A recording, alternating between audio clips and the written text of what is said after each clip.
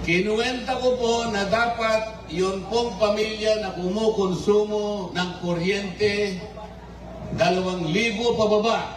Tandaan po ninyo, kung ang konsumo ninyo ay 2,000 pababa, konsumo sa kuryente, ililibre na po natin yun.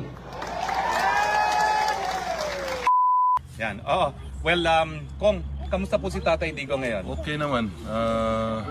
Tawa ng tawa, kwentuhan, at pinapaabot niya sa Pilipino na he loves his country and the Filipino people and he will remain na utusan ninyo.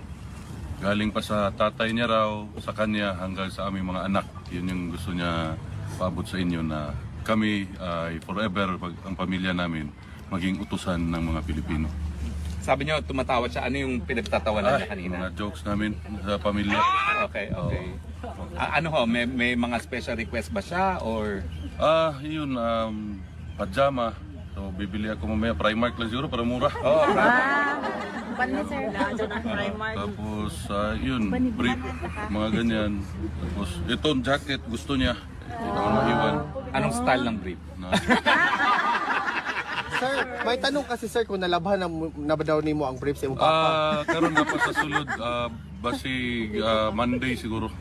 Depende sa ang mga security gatabang mapuglabas sa iya. Kay sila. Itong mga Dutch security tumutulong sa kanya, ha? Merong isa nagluluto sa bahay, dinadalhan din sa pagkain sa loob. Ano ba ho, yung mga guards niya boboto na ba sa eleksyon? Pwede.